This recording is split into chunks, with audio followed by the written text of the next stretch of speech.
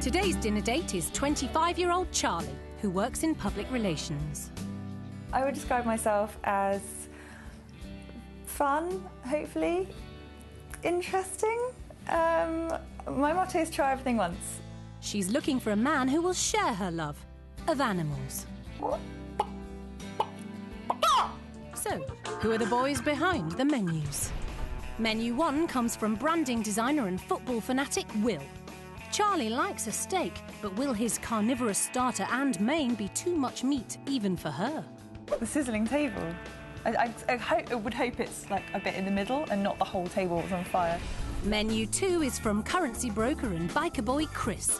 His dishes are certainly rich, but what will Charlie make of them?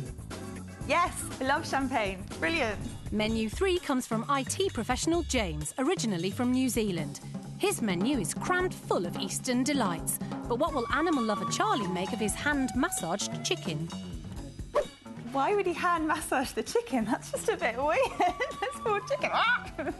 Design consultant Ash is behind Menu 4. He'll be bringing a traditional Indian flavour to the table, but will 2 chicken courses be too much for Charlie? Chicken tikka bites. Sounds like something you could buy in the supermarket and just bung it in the oven. The 5th and final menu comes from police officer Jamie. Will Charlie want to relive her childhood with his old-school dishes, or will she think they're just criminal? It's fish fingers. Your mum gave you those, but she didn't make them herself. If he's going to make the sausages himself, fine. Otherwise, yeah, and... Charlie's seen all 5 menus on offer, but which 3 have taken her fancy? I've decided on menus 1, 2 and 3. First to cook for Charlie is 26-year-old branding designer and football fanatic Will. When she saw Will's menu, Charlie liked the look of his meaty starter and main, but it was the pud, complete with health warning, that clinched it. I've never actually cooked this specific dish before, so it's a bit of a new experience for me. Well, here I am. Wish me luck. Good luck. So, what are their first impressions? She seems very bubbly and friendly, which is good. I think it's probably a sign of a good evening to be had. She's pretty hot. Having Charlie in the kitchen while he cooks means Will has no choice but to try and master the art of cooking and entertaining simultaneously. Wow, smoking. Whoa, I'm on fire! Is that normal? I don't know. No, I don't think that's good. Multitasking, talking and cooking. Oh, nightmare. I'm going to redeem myself with the dessert. Will's a really fun guy. I think there could be chemistry between Will and I. He seems to have saved the date with dessert and managed to make conversation without his mum's advice. The next day, and it's the turn of 26-year-old Mancunian biker boy Chris. It was Chris's starter that caught the eye of champagne-loving Charlie, and she wondered what it was that made his fish pie so luxurious. Sounds good, though. Basically, the secret of sounding intelligent is to make sure you've got the right vocabulary at your disposal. It's like a doctor doesn't call your arm, he calls it whatever he calls it. I have wrote a little poem which I will present to the lucky lady a bit later on. Hey, hello. How you doing? Hi. I'm Chris. I'm Charlie. Nice to meet you. Nice to meet you. Come on up. Thank you. Yeah, very attractive young lady. Seems quite lively as well, which is good.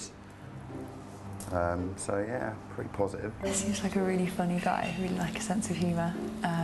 So I think it's going to be a really fun night. You've been out on any disaster dates or anything like that? The worst one I ever went on was in first year at uni. And they started reciting me its poetry. Uh-oh. So what did Charlie think of her second date and that poem? We had such a good time tonight and really liked his sense of humour. Going to take it to work and show all the girls tomorrow. Read it out to everyone. Charlie's third and final date of the week is with 30-year-old thrill-seeking IT professional James from New Zealand. James's creative menu suggests he's pretty nifty in the kitchen. When she saw it, Charlie was intrigued and amused by the sound of James's hand-massaged chicken, and she was flummoxed by his All Blacks brownie. But she's a big fan of Thai food, so the main was the clincher.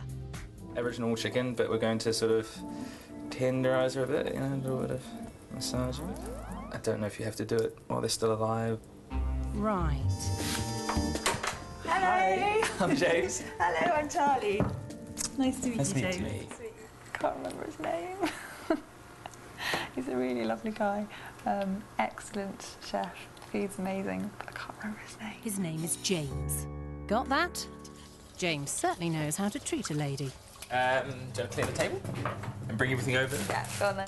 Oh, spoke too soon. At least the food was great, you know, can't fault him on that. I don't think that there was any sort of romantic spark there. All 3 of Charlie's dinner dates are getting spruced up and ready to go. Charlie's on her way to take one of them out for a meal they haven't had to cook. The other 2 will be eating in alone.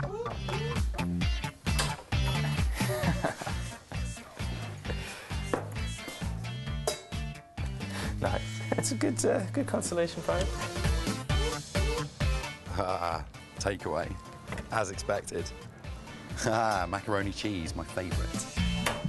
Hey, how you doing? Good. Nice to see you. Yes. Mwah, good to see you. Would you like to come out for dinner with me? I'd love to, yeah. Good. Excellent. Result. So it's a second date for Charlie and Will. They're off for another steak dinner. Hopefully less well done this time. Romance might be on the menu for Charlie and Will, but for Chris and James it's a night in and a ready meal for one. There wasn't really a spark, and I think it was fairly mutual, so I'm not disappointed sort of per se. I'm sure she's probably going to end up with someone who's probably a better fit for her, but it was still an enjoyable experience and had a good time. Yeah, obviously a little bit disappointed, but not exactly surprised. I think there were telltale signs throughout the evening that I probably wasn't going to get chosen, namely when, obviously, I encroached the subject of poetry and got a fairly negative response.